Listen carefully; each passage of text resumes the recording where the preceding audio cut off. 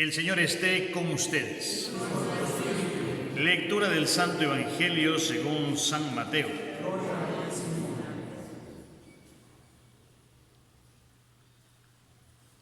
En aquel tiempo, Jesús dijo a sus apóstoles: el que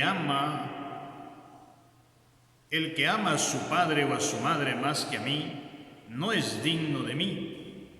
El que ama a su hijo o a su hija más que a mí, no es digno de mí. Y el que no toma su cruz y me sigue, no es digno de mí. El que salve su vida la perderá, y el que pierda la vida por mí la salvará. Quien los recibe a ustedes, me recibe a mí. Y quien me recibe a mí, recibe al que me ha enviado. El que recibe a un profeta por ser profeta, recibirá recompensa de profeta. El que recibe a un justo por ser justo, recibirá recompensa de justo.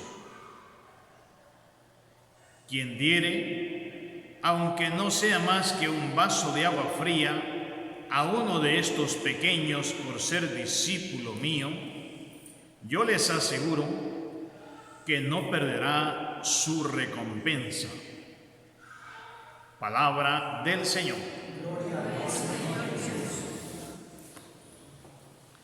Bienvenidos, queridos hermanos, a esta Eucaristía.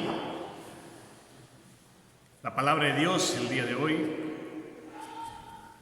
queridos hermanos, viene como alimento, como guía de nuestra vida, viene a ser como una evaluación a nuestro cristianismo, a nuestra fe, a ver qué tal seguidores somos de Cristo, a ver qué tal hijos de Él somos y cómo lo estamos viviendo. Jesús les dice a sus discípulos, una de tantas enseñanzas que Él les daba, les dijo una, a lo mejor una de las más pesadas, ¿no?, para todo cristiano, una de las más fuertes, de las más serias, porque Dios nos invita a la santidad. Dios quiere que seamos santos, por eso nos da estas enseñanzas para nosotros perfeccionar nuestra vida. Les dijo: el que ama a su padre o a su madre más que a mí, no es digno de mí. Es un mandamiento, queridos hermanos, el cuarto mandamiento, honrar padre y madre, y que eso significa respetarlos, eso significa amar a nuestros padres. Jesús mismo nos manda amar al prójimo. Los mandamientos los resume en dos: el mandamiento del amor, amarle a Dios sobre todas las cosas, y a tu prójimo, ámale como a ti mismo. Hay que amar, queridos hermanos, al prójimo, hay que amar a los padres, pero tenemos que distinguir nosotros el amor a nuestros seres queridos con el amor a Dios. Tiene que haber una distinción en esto. De la misma manera, es el que ama a su hijo o a su hija más que a mí, no es digno de mí. El amor a Dios debe ser un amor superior, debe ser el amor más grande, el amor a Dios. El amor a nuestros padres, el amor a los hijos, pues es natural que el hijo ame a sus padres, es natural que los padres amen a sus hijos, y está bien, y debe ser esto con mucha responsabilidad. Pero hay un amor superior, que es el amor de Dios, queridos hermanos. Es el amor de Dios cuando nosotros amamos al ser humano más que a todo lo demás, incluido más que a Dios. Ahí es lo que vienen los problemas para nuestra salvación. Ahí vienen los problemas para nuestra vida misma.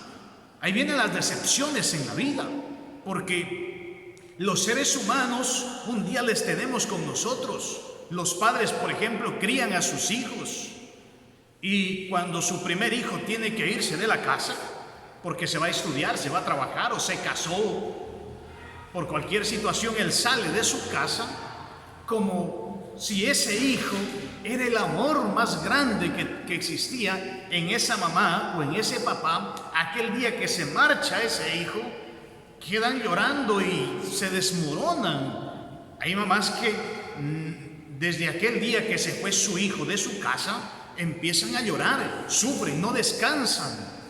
y pasan llorando, pasan muy tristes, se desvanecen, se desmoronan. ¿Por qué? Porque ese era el amor más grande que tenía. No había un amor superior que le sostenga, que es el amor de Dios. No existía un amor a Dios superior que el amor al Hijo. No existía. Era el amor al Hijo, el amor superior, el amor máximo. Por lo tanto, cuando ese hijo se marcha, esa mamá queda llorando. O cuando ese hijo se muere, ese es un vacío que únicamente lo puede llenar cuando comprenda esa mamá, ese papá, comprenda que hay un amor superior que es el amor de Dios. Y cuando empiece a amarle, porque una cosa es comprenderlo, una cosa es que yo entienda que hay que amarle a Dios, eso es una cosa, entenderlo, pero otra cosa es que yo lo practique, otra cosa es que yo lo viva, que en mí se note, en mí se viva eso, el amor a Dios sobre todo, queridos hermanos. Igual es el amor a los padres. Si amamos a nuestros papás más que a Dios mismo, cuando muere papá, cuando muere mamá, mi vida, me veo como desorientado, se me ha caído todo, se me ha ido el mundo, hermanos.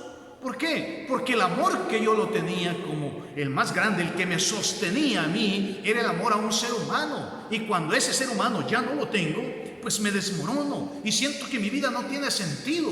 Es por eso que en los sepelios se ve mucho que entierran a nuestra mamá, a nuestro papá, entierran a un hijo y ese familiar quiere morirse ahí también. O quiere que no le entierren, o quiere morirse también con ese ser querido que le están enterrando. Quiere enterrarse ahí también. ¿Por qué? Porque ese era su amor máximo.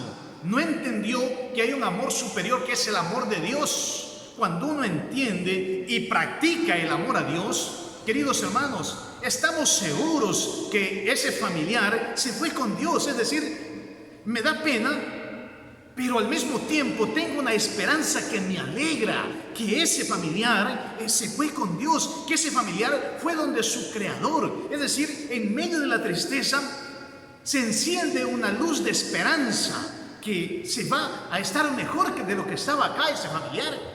Ese es amarle a Dios, queridos hermanos, sobre todas las cosas, sobre lo demás.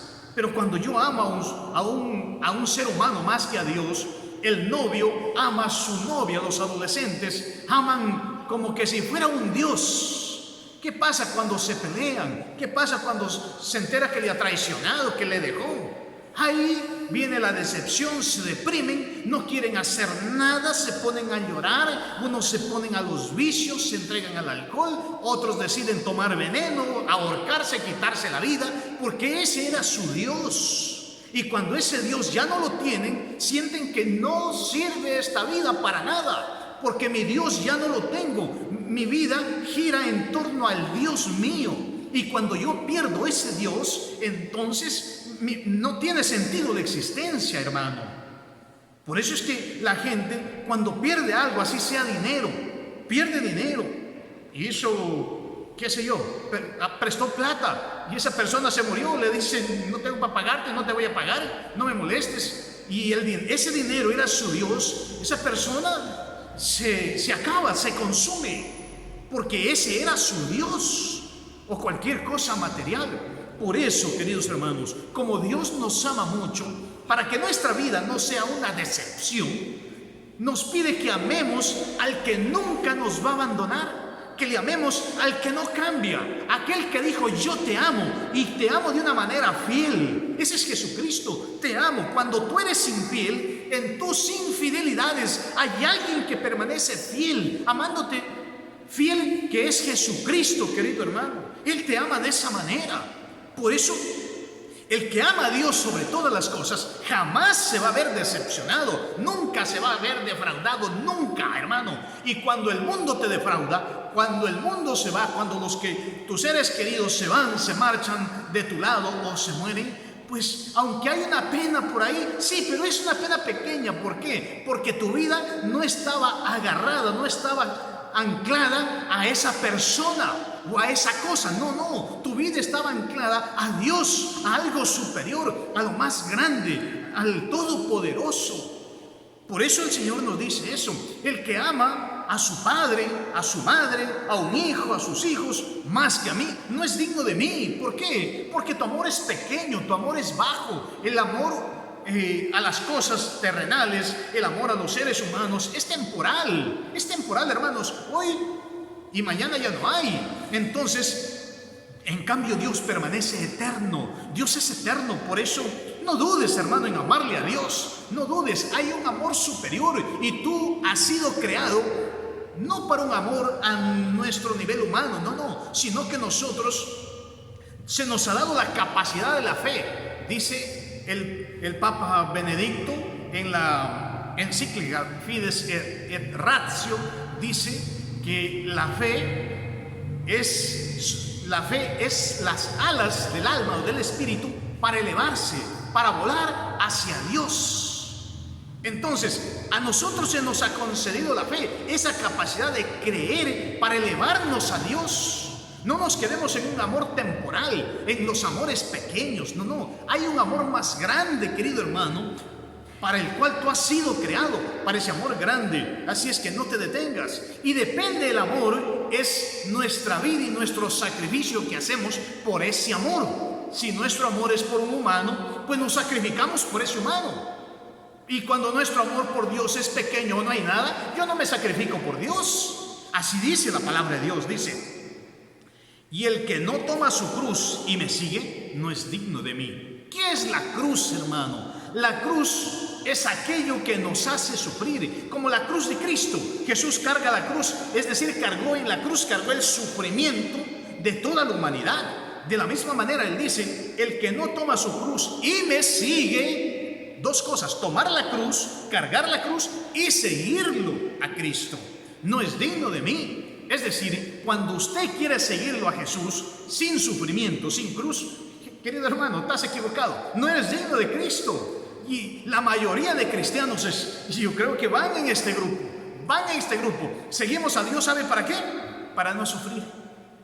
Ay, si voy a entregarme a Dios porque ya mucho sufrimiento, ya no aguanto. Me entrego a Diosito para no sufrir. No, hermano, no es así. Jesucristo en ninguna parte ofreció: síganme a mí para que dejen de sufrir. No. Aquí dice lo contrario. Dice: el que no toma su cruz y me sigue. Es decir, todo el discípulo de Cristo, todo el que le sigue a Jesús, tiene que llevar un distintivo. Y ese distintivo es la cruz. Es la cruz, queridos hermanos. Es aquello que te hace sufrir por seguirle a Jesús. ¿Qué sé yo? Una enfermedad, ¿no es cierto? Te duelen los huesos, apenitas caminas, medio caminas. Y hay gente que dice: ay, no, yo no puedo ir a la misa porque estoy así. Pero sí sale a darse unas vueltas por el parque. Sí, se va a otro lugar, se va a otro cantón, se va a otra provincia, a otros lugares, se va al médico, se va al hospital, se va a todo lado. A la iglesia: no, es que estoy enfermo. Ahí le aparecen las enfermedades. Parece a la iglesia.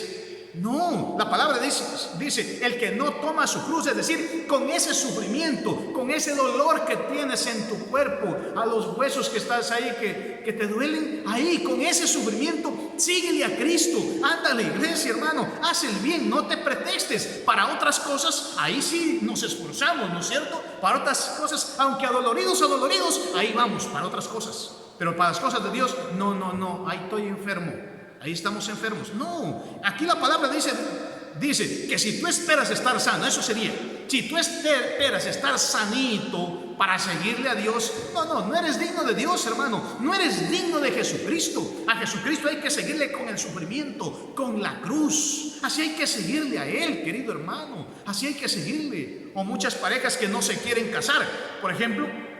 No, es que mucho peleamos. Yo espero estar sin pelear para casarme. Cuando estemos sin pelear, cuando vayamos muchos años solamente de luna de miel, ahí a lo mejor nos casamos. No, hermano, no, las cosas no son así. Ahí con el sufrimiento, con las peleas, con las discusiones, las reconciliaciones, con todo ese sufrimiento del matrimonio, yo entrego mi vida a Dios y le sigo a Dios. Por supuesto que sí. Es que eso es seguirle a Dios ahí con los sufrimientos, ahí. De esa manera es. O los matrimonios: ay, no, un hijito, no, dos me hace sufrir. Es mucho sufrimiento llenarme de hijos. Es que, ¿cuál es la voluntad de Dios? ¿Que usted diga sí a la vida o que diga que no?